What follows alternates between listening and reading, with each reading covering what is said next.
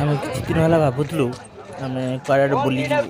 ରାମ ମନ୍ଦିର ପ୍ରତିଷ୍ଠା ପରେ ଆମକୁ ଲାଗିଲା ଯେ ଥରେ ଜଯୋଧ୍ୟା ଯିବା ପାଇଁ ପଡ଼ିବ।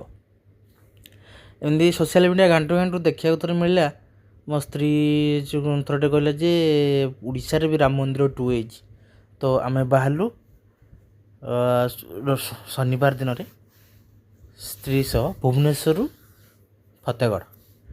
ଗୁଗୁଲ୍ ମ୍ୟାପ୍ ଦେଖିଲୁ, ଗୁଗୁଲ୍ ମ୍ୟାପ୍ରେ ଗଲୁ। ମିନିମମ୍ ଯିବା ପାଇଁ ଭୁବନେଶ୍ୱରରୁ 3 ଘଣ୍ଟା ଅତି କମ୍ରେ ଲାଗିବ। ସେଠି ପହଞ୍ଚିଲା ପରେ ସେଠିକାର ଯେଉଁ ମନୋରମା ଦୃଶ୍ୟ ଦେଖି ଆମର ମନ ମୁଗ୍ଧ ହୋଇଗଲା। ଅଯୋଧ୍ୟା କଥା ଭୁଲିଗଲି। ଏତେ ସୁନ୍ଦର ଭିଉ ପାହାଡ଼ ଉପରୁ ଓଡ଼ିଶାରେ ଭୁବନେଶ୍ୱର ଆଖପାଖରେ କପିଳାସ ଛାଡ଼ିଦେଲେ ଏମିତି ଆଉ ମୁଁ ଭିଉ ଦେଖିନଥିଲି। ଯାଉ ଭଗବାନ ଜୟ ଶ୍ରୀରାମଙ୍କର ଆଶା ଥିବାରୁ ଆଜି ଆମେ ଯାଇ ବୁଲି ଆସିଲୁ। ଏବେ ରାସ୍ତା କାମ ଛୋଟ ଆଖପାଖ ଚାଲିଛି, କାମ ପୁରା ରାସ୍ତା କାମ ହେଇନି। ମନ୍ଦିର କାମ କିନ୍ତୁ ସରିଯାଇଛି।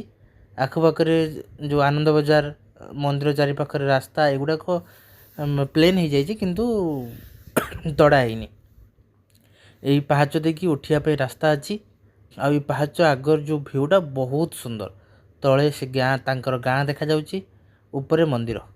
ଏ ମନ୍ଦିର ଏତେ ସୁନ୍ଦର ଲାଗୁଛି। ଯେଉଁ ରେଡ଼୍ ପଥର କି ପିଙ୍କ ଭଳିଆ ପଥରରେ ତିଆରି ହେଇଛି ମନ୍ଦିର, ଜୀବନ୍ତ ରାମଙ୍କର ପୁରା ଦର୍ଶନ କଲା ଭଳି ଆପଣଙ୍କୁ ଫିଲ୍ ହେବ।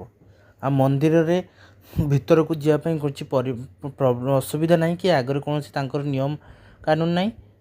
ଏଇ ରାଇଟ୍ ସାଇଡ଼୍ରେ ଏଇ ଯେଉଁ ମନ୍ଦିର ଦେଖୁଛନ୍ତି, ଏଇଟା ହେଉଛି ହନୁମାନଙ୍କ ମନ୍ଦିର।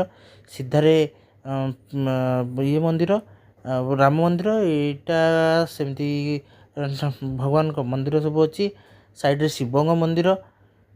ଏଇଠି କିନ୍ତୁ ଖରାଦିନ ମୋତେ ଲାଗୁଥିଲା ଟିକେ ଗରମ, ତଳ ଯେଉଁ ପଥର ପଡ଼ିଛି ବହୁତ ଗରମ ଲାଗିବ ବୋଲି ଲାଗୁଥିଲା। ଆପଣ ମନ୍ଦିର ମୁଁ ଜାଣିନି ଆପଣ ଭିଡ଼ିଓରେ କେମିତି ଲାଗୁଛି, କିନ୍ତୁ ଦୂରରେ ଦେଖିବେ ଆପଣ ଗୋଟିଏ ଅଲଗା ସ୍ପିରିଚୁଆଲ୍ ପ୍ଲେସ୍ରେ ରହିଲା ଭଳିଆ ଫିଲ୍ କରିବେ।